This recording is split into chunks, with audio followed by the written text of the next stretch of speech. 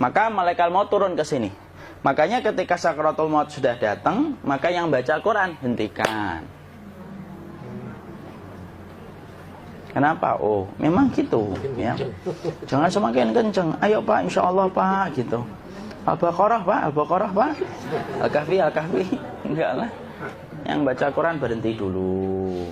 Kemudian digantikan dengan kita mentalkin. Antum agak ke sana dikit. Masya Allah ya. Orang yang meninggalnya kooperatif ini.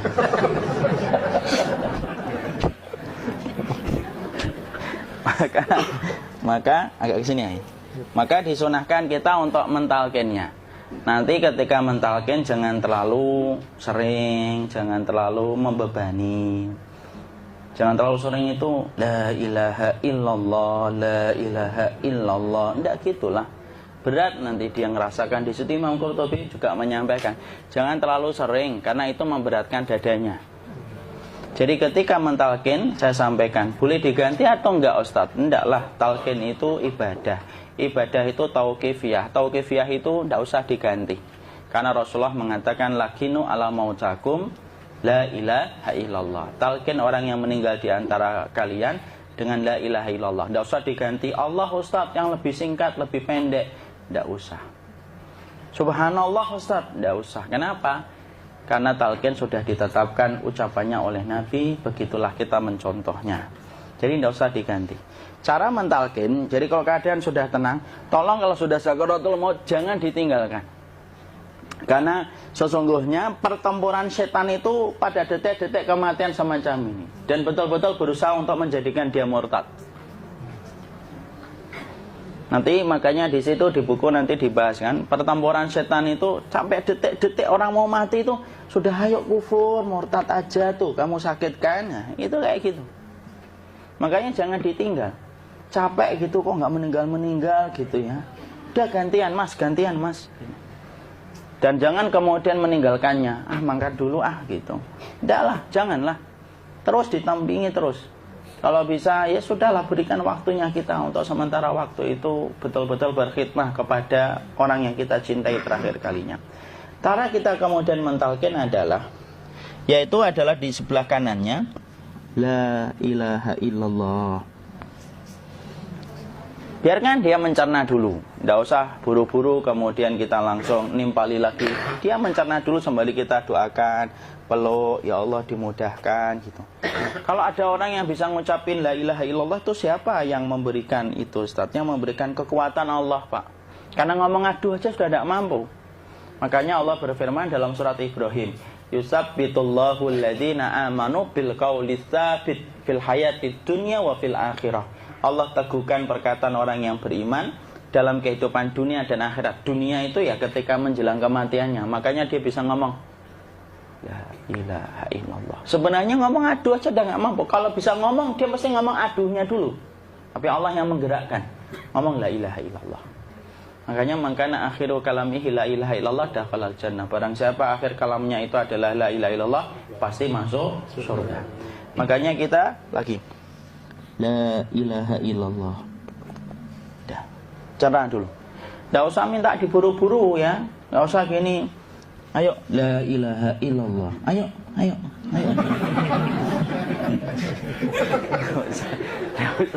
Enggak usah gitu. Ya, biarkan dia pelan-pelan gitu. Ayo tapak, ya Allah capek saya Pak. Enggak usah gitu. Ya ucapkan la ilaha illallah. Kemudian dia mencerna. Lalu kalau dia sudah mengatakan, antum mengatakan la ilaha illallah. Nah, kalau sudah mengatakan la ilaha illallah, berarti sudah. Tidak usah ditalkin lagi, tidak usah. Belum meninggal juga Ustaz? Tidak apa-apa, biarin aja. Dia di situ aja. Kecuali dia ngomong lagi dan gak usah diajak ngomong alhamdulillah ya Pak, ya Allah gitu. Terus dia jawab alhamdulillah. Itu berarti ucapan terakhirnya alhamdulillah. Atau ketika habis ditalkin la ilaha illallah, dia ngelihat air. Nah, itu berarti ucapan terakhirnya air. Talkin lagi. Nggak usah marah. Aduh Pak minta air. Kuncinya. Mau minta air nanti aja dikubur gitu loh. Jangan gitu. Biarin aja. Jangan kemudian setelah la ilaha illallah La ilaha illallah. Terus, ayo tutup, awas ya ngomong lagi ya. Nggak bisa gitu juga. Maka kemudian setelah la ilaha illallah sudah, nggak usah diajak ngomong gitu. Terus kemudian nggak usah ada anaknya perempuan, ya Allah Pak, sudah bisa ngomong la ilaha illallah, usah gitu. Cukup dalam hati alhamdulillah gitu. Diam kita dengerin gitu. Disitulah nanti biasanya detik dia terakhir. Dia nanti ngeliat di sini Pak, prosesnya itu. Nanti kaki langsung sebagian jempol dingin dia. Kaki, telapak kakinya langsung kalau kita geningkan dingin kayak kaki yang kena AC langsung. Kemudian dia langsung ningkup gini, dikit dia, mulai kaku dia. Atau kalau enggak, gini dia. Langsung kayak jatuh, kayak kepala nanti yang paling terakhir. Kepala itu pasti ada gerakannya Pak, ini meninggal itu. Pasti gitu. Pasti gitu. Karena apa? Sudah tidak ada beban ruh yang menahannya. Ya, cabut ya, set pelan, maka kemudian malaikat itu. Tapi tetap sakit lah, walaupun dikatakan ringan, tetap sakit.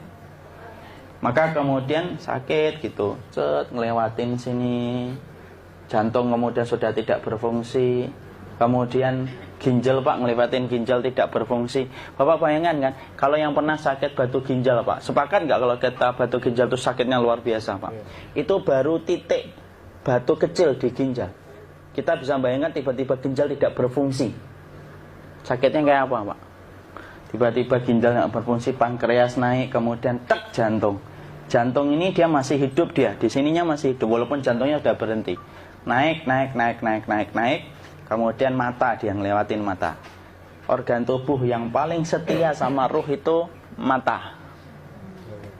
Maka kemudian mata dia ngelihat dia, ngelihat keluarnya, naik dia. Ya, dilihat ini sama dia. Makanya Rasulullah mengatakan innar ruha idza qubida tabi'ahul basar. Ruh itu kalau dicabut, mata itu ngikutin kemana perjalanan ruh itu. Makanya ada yang meninggalnya gini. Ya itu bukan tanda su'ul khatimah. Itu tanda fitrahnya mata ngikutin ruh. Atau kemudian bukanya sedikit. Ada yang kayak senyum Pak. Ada yang kesini yang keringetan. Nah itu tanda husnul khatimah. Ada yang senyum. Jadi sakitnya setelah selesai itu plong gitu loh. Makanya kemudian ada yang tersenyum. Maka itu tanda. Kalau kita ngelihat orang yang membuka mata kayak gini, tidak usah takut. Cepat-cepat kemudian kita nanti tutup. Biasanya kalau terlalu lama, itulah yang menjadikan ini tidak bisa ditutup. Makanya harus pakai kapas akhirnya. Karena apa? Karena pas meninggal nggak langsung ditutup. Biasanya karena perawat takut, dokternya juga nggak tahu itu, dibiarin itu. Makanya ada beberapa mata yang ditutup pakai tensoplas kan? Sebenarnya kalau langsung bisa nutup dia, fitrahnya nutup mata itu. Jadi kemudian kita baca Allahumma firlahu warhamhu wa'afihi wa'fuanhu atau bismillah wassalatu wassalamu ala rasulillah, tutup. Bismillah. Tidak usah takut. Kecuali buka lagi ya, ini baru kita kabur bareng. Kalau buka lagi Pak, Insya Allah Pak, ya Allah ya kita kabur bareng-bareng Pak. Diusap Pak, diusap gini. Ini enggak disenggol gini enggak. Begini kan, sudah meninggal dunia. Tangan boleh begini, boleh diluruskan, enggak ada ketentuannya. Boleh gini, boleh kemudian lurus. Enggak usah disalahin kalau ada yang lurus. Lu itu tangannya gimana sih? Posisikan kayak sholat. Enggak ada perintah kayak gitu.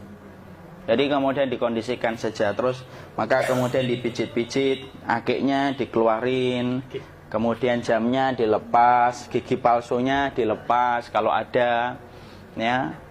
Kemudian apa setelah itu? Coba buku.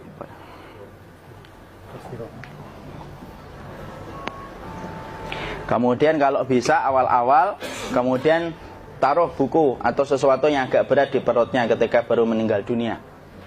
Kenapa kemudian ditaruh kayak gini? Bukan apa-apa, supaya membantu sisa-sisa pencernaan dia untuk keluar.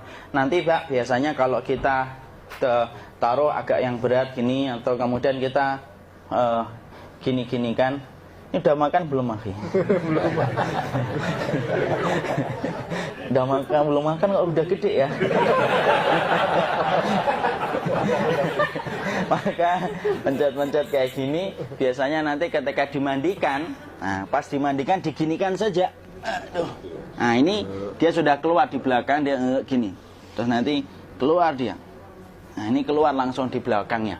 Dan memperlakukan orang kalau sudah meninggal dunia itu yang lembut gitu.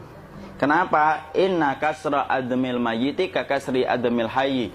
Mematahkan tulangnya ketika orang sudah meninggal dunia itu lebih dia rasakan sakit ketika mati daripada ketika masih hidup. Tuh Islam itu sampai sama orang mukmin itu kalau sudah meninggal aja sampai selembut itu. Kok hidup kasar itu kebangetan dia jadi orang itu.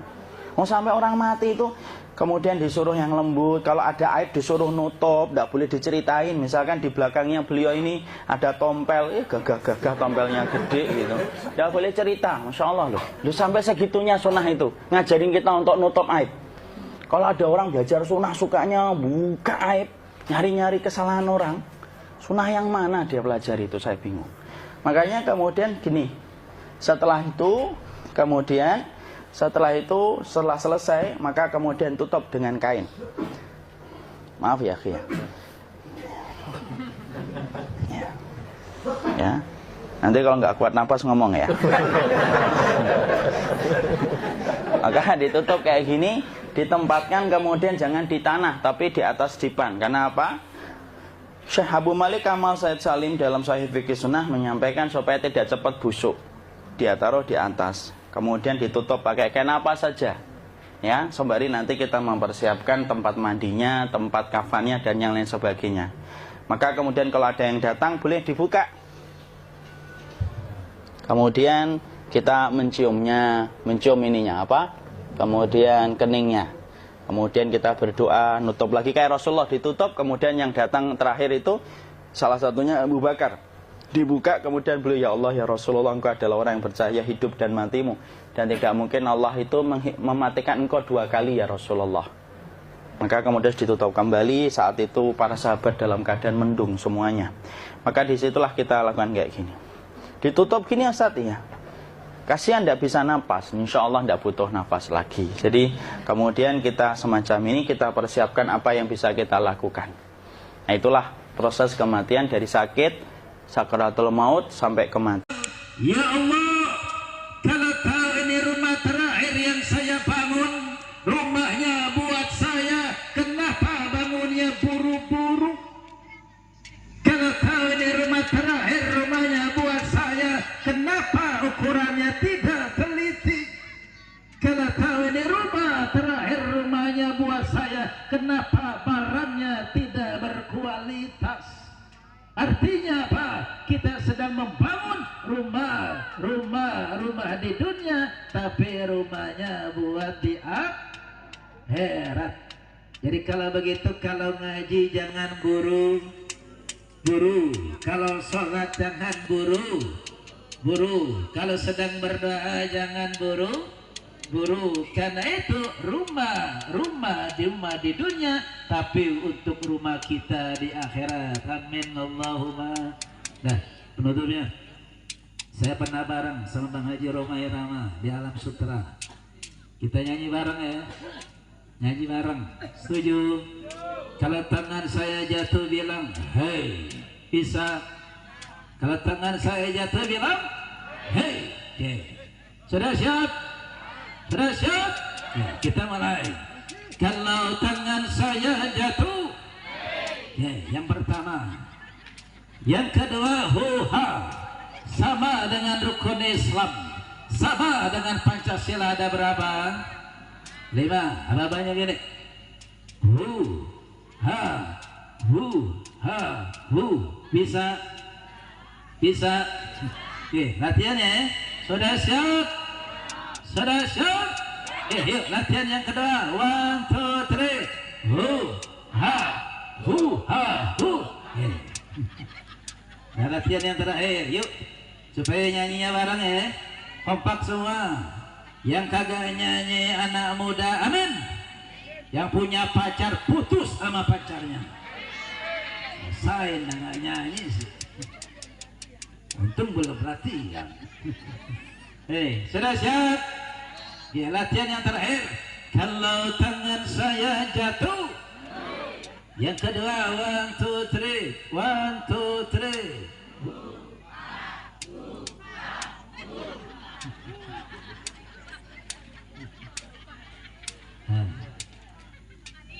Kalau rajin mengaji, ilmu akan meningkat. Kalau suka dengar ceramah, iman akan bertambah.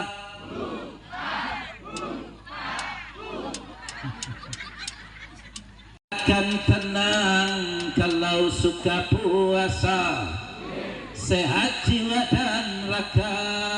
Ternyata jalan yang ke surga murah harganya, walaupun murah anehnya banyak yang oka bener. Ngaji pakai duit nggak ngaji? Sholat pakai duit nggak? Puasa pakai duit nggak? Yang ke surga murah harganya tapi banyak yang ogah, betul?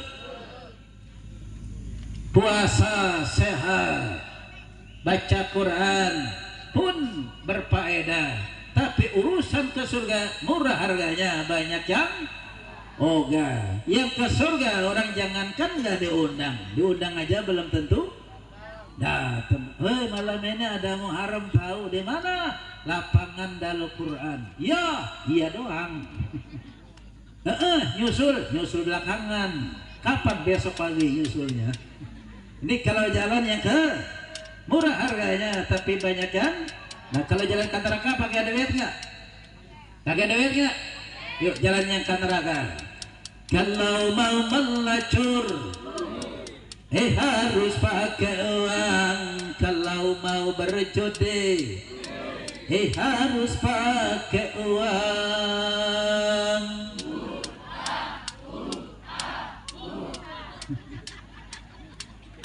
Kalau suka mabuk-mabukan, harus pakai uang. Kalau suka haram-haraman, penyakit akibatnya. Ternyata jalan yang ke neraka mahal harganya, walaupun mahal anehnya banyak yang suka bener. 3 tahun yang lalu ketika Covid, banyak layangan tuh di atas. Satu benang 100.000. Woi, satu benang 100.000. Walaupun hadiahnya umroh, walaupun hadiahnya haji, kalau satu benang 100.000 itu bukan kontes, itu namanya jum. Itu namanya betul. Di kampung apa tadi? Cikarang. Kalau nanti ada orang Cikarang masuk surga, itu karena dia memang berusaha. Kalau nanti ada Pak RW Cikarang masuk bukan karena Allah tak sayang hambanya, semua terserah kita. Nah, ini saja yang dapat saya sampaikan. Subhanaka Allahumma wa bihamdika, asyhadu an la ilaha illa anta, astaghfiruka wa atubu ilaik. Billahi taufiq wal hidayah. Assalamualaikum warahmatullahi wabarakatuh.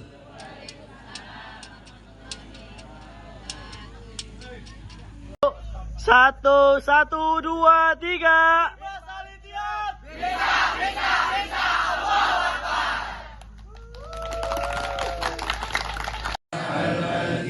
Astagfirullahaladzim, astagfirullahaladzim, astagfirullah. La ilaha illallah Muhammadur Rasulullah. لا إله إلا الله محمد رسول الله لا إله إلا الله محمد رسول الله لا إله إلا الله محمد رسول الله يا الله يا الله يا الله يا الله يا الله يا الله يا الله يا الله يا نبي سلام عليك يا رسول سلام يا حبيب سلام عليك صلوات الله عليك terakhir sallallahu ala Muhammad sallallahu alaihi wasallam sallallahu ala Muhammad sallallahu alaihi wasallam Allahumma ighfir laha warhamha wa'afiha wa'fu anha khususan ila rahim maghfirlah Ibu Sarah binti Dusi Al-Fatihah A'udzu billahi minasy syaithanir rajim Bismillahirrahmanirrahim Alhamdulillahi rabbil alamin arrahmanir rahim maliki yaumiddin Iyyaka na'budu wa iyyaka nasta'in ihdinas siratal mustaqim siratal ladzina an'amta 'alaihim ghairil maghdubi 'alaihim waladdallin amin Subhanaka Allahumma wa bihamdika ashhadu an la ilaha illa anta astaghfiruka wa atubu ilaik billahi taufiq wal hidayah assalamu alaikum warahmatullahi wabarakatuh